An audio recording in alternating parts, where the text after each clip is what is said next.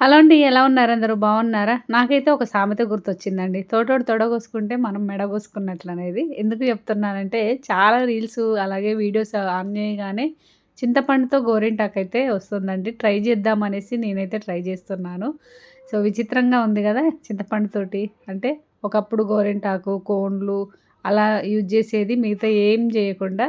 So, ఇప్పుడేంటంటే ఇవన్నీ రకరకాలైతే వస్తున్నాయి. సరే ట్రై చేద్దామనేసి నేనైతే చింతపండు నానబెట్టి సేమ్ వాళ్ళు చేసిన ప్రాసెస్‌లో అయితే చేస్తున్నాను. ఇక్కడ చింతపండు నానబెట్టాక మనము ఒక గిన్నెలో వేసుకొని అదే వాటర్‌తో మనము ఇలా ఉడికించుకోవాలి. తర్వాత టీ పొడి అండి. హాఫ్ స్పూను టీ పొడేసుకోవాలి. తర్వాత 4, 5 లవంగాలేసుకోవాలి. వీటిని గుజ్జులాగా వచ్చే వరకి బాగా ఉడికించుకోవాలి. ఇలా గుజ్జులాగా వచ్చాక కొంచెం గుజ్జులాగా వచ్చాక మనము ఇది చల్లారబెట్టుకోవాలి. ఒక 10 నిమిషాల తర్వాత దాన్ని గుజ్జులాగా అయితే తీసుకోవాలండి. ఇప్పుడైతే ఉడికిపోయింది.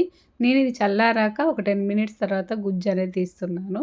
సో, లాస్ట్ వరకు చూడండి ఎలా వచ్చిందనేది కూడా మీకు ఈ వీడియోలో షేర్ చేస్తాను. సో, ఇక్కడ గుజ్జు అనేది ఇలా తీసుకున్నాక మనకి కుంకుమ అనేది ఉంటుంది కదండీ! అది దీంట్లో మనము గోరింటాకు, బెల్లం గోరింటాకు అలా చిప్పలతో గోరింటాకు అలా రకరకాలైతే చేసుకుండేది. సో, అలా కలుపుకొని ఓన్లీ మనం కుంకుమ కలుపుకొని జస్ట్ అప్లై చేసుకోవడమే. సో, ఇక్కడైతే నేను కలుపుతున్నాను. మనకి ఏందంటే కొంచెం లిక్విడ్ లాగా ఉండాలి.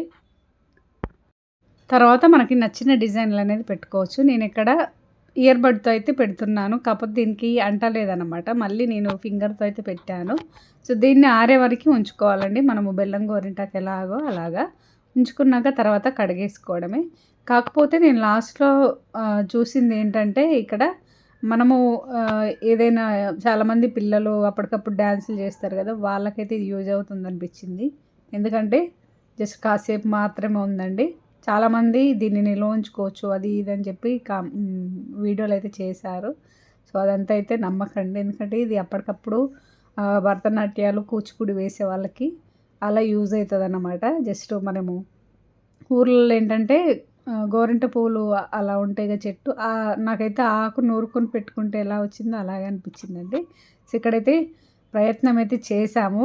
ఇలా పెట్టుకున్నాక తర్వాత ఆరాక ఏంటంటే దీన్ని ఇంకా కడిగేసుకోవడమే. చూడండి.